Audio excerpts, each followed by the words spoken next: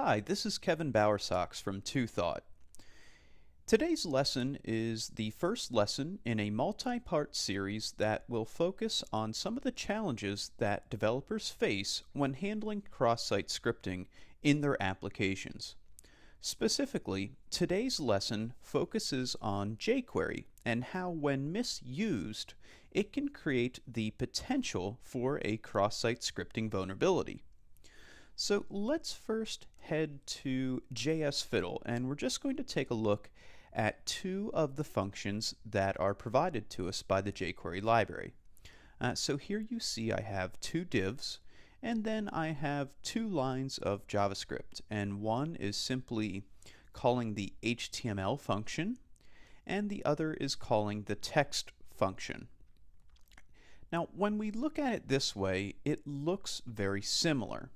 It almost appears that these two functions are performing the same operation, or they give us the same behavior, but that's not the case. So here we see that text is written to these two elements, but that all changes when we provide some markup. So let's just add another div that has hello world, and we'll close that div out, and we're going to put this markup as our arguments for this function.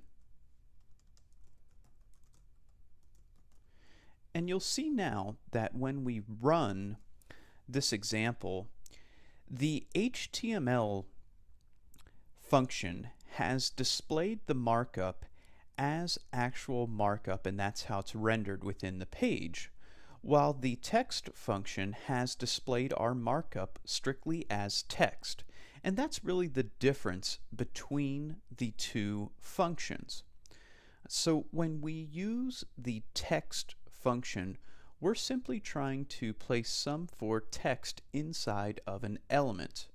Any HTML tags that are encountered will be escaped, and the HTML entities will appear within the markup instead of the actual tags.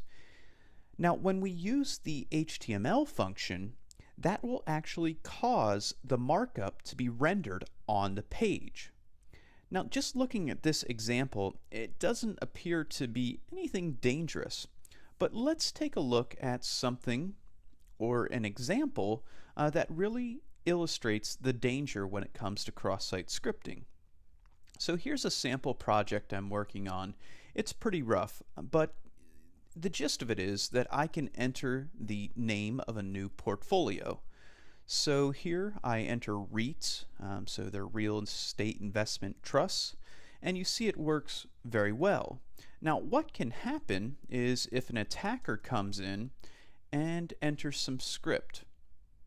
So here you can see we put two script tags and then an alert, and when we save that, you'll notice that we get the alert message displayed on the screen. Now, in real life, an attacker is going to put something more malicious in there. They may send some data off to another site that they steal from the page.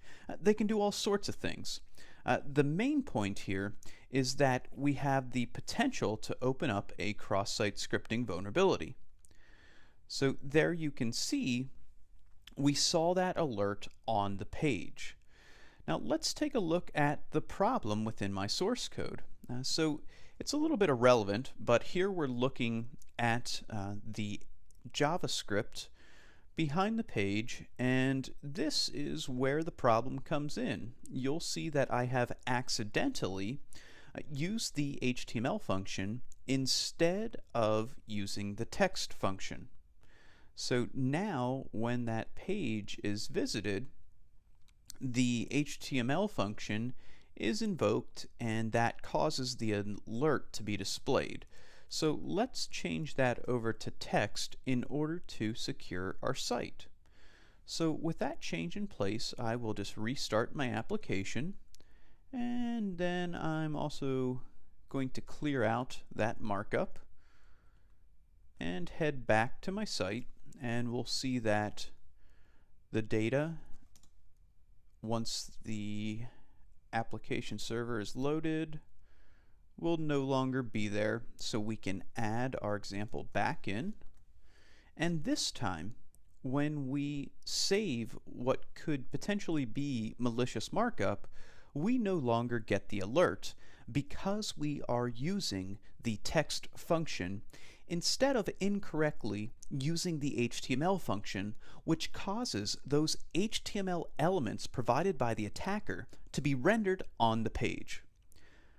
I hope this lesson gave you some insights into how cross-site scripting can potentially expose our applications when we use jQuery inappropriately.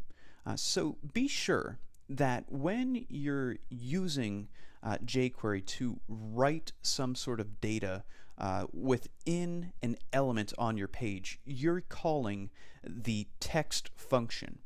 Reserve the use of the HTML function only for when you want to render HTML content, and it should not be content that has been provided by the user.